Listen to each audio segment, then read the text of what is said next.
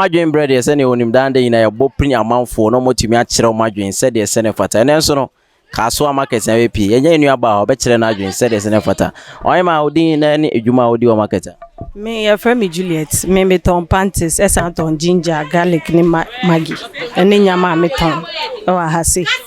Okay baby adu de kan wadwen bre wadwen ye fa o man ne ho market no bibia ho ye pese o kan wadwen kakra madwen betumi aka ne se aye man ne mo ayedin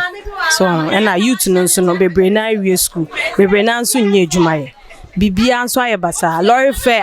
for matutum se ano uton ade akra na ne to no edin nipa no nya ope nso ne sika na enso so ati ase se aye man ne mo ayedin pa nti ehu ne be ye hu bi kakra na wo kra no se ahontumi nya investment bia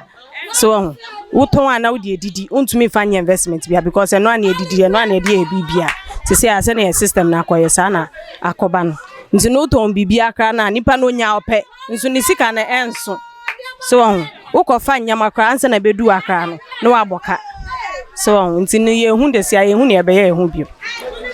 ye hu ne ebe imagine ametuma Gana ya shipa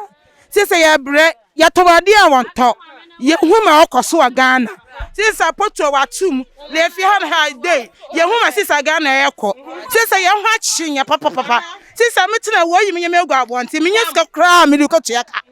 me ma school fees menye ska ntuaka abu bia me ko fa wonto me ka fo ya wonto kwa me dia me na me sise Ghana de ne ye ekọ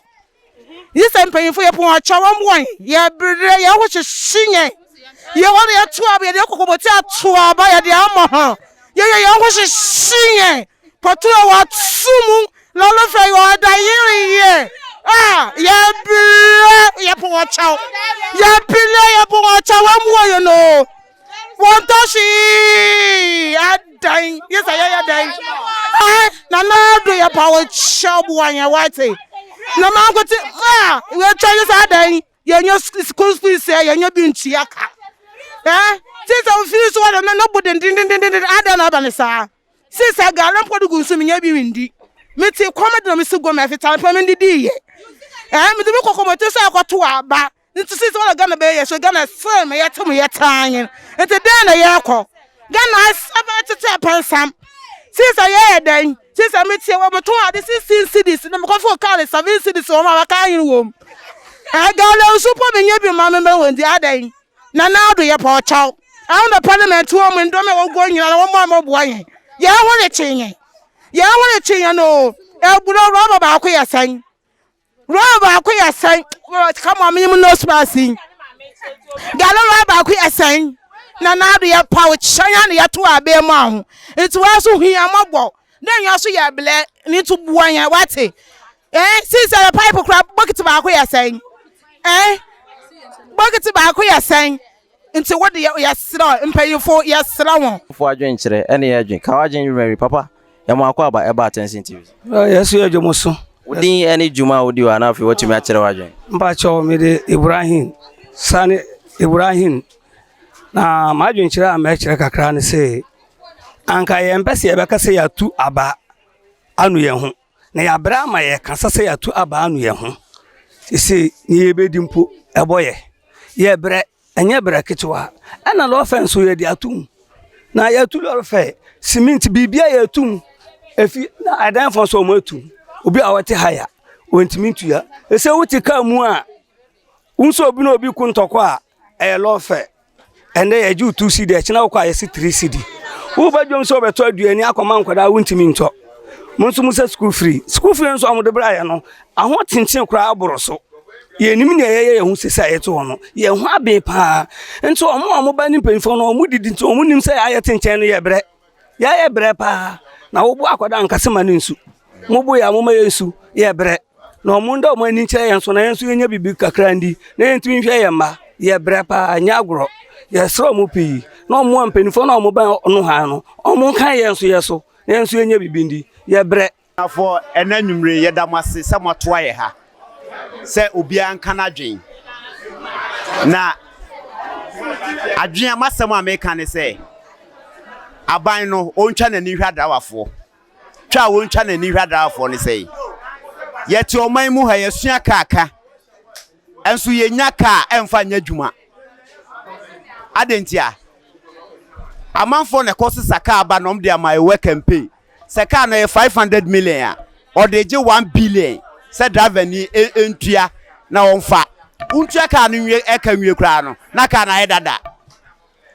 enti saban no odwena driver fo ho a yesre no oma yen ankasa ye ka na ye bre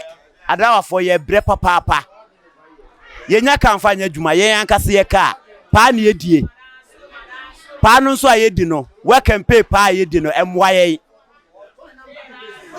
ye kra eti misra ban se omwa ye driver fo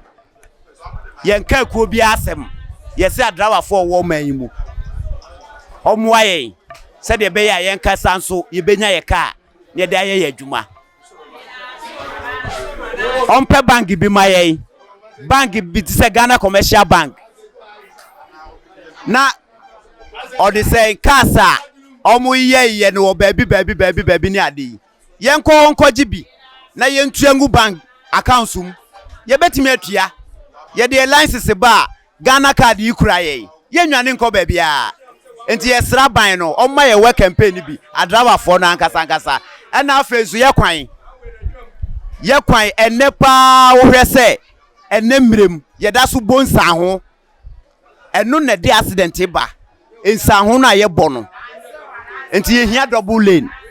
ye kwan no we nam ha na we nam ha eno so boa ye pa ebema accident no akofom madwe yegusu awa kaso aye amanfo adwenkyere Attention TV yesi we inspire mo papa ya mo akwa baba Attention TV ya nua wacha odin ni juma odi wanom ye frame Eric Boatin ye din ye frame ha de woso ana ye frame me driver ni ewo Nungwa station wacha okyere wadwen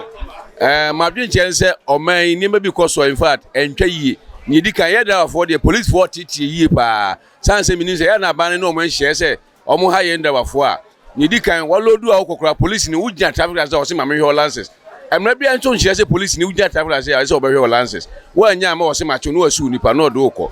ni etosu mienu oman emu aye din petrol de bia ye to petrol ye to disi mu lole fence ye betumu a ye betum be 10 times ansa na atum ba kwa man ti de bia na ye timamfo ne ye bre ye nim hyehye ye mpanifo no mo ye ma ye oman mu etimi me hu se oman no mo nwe ye ho ye mpanifo ne timamfo ne mpanifo no mo nwe ye ho eno mba bibia fa ho mo nye bibi mfa ho eno mu ne ye wo because ayedin e ma na youth ni bre eno na ma na sika die dodo bibia do a wesim ko yesa ka wesim ko yesa adwuma ni ho cause omutu kwan konkofo kuro so utu kwan kokko divu a abana kreti nyuma ma youth no anye bi omo ye ba oman na bi ma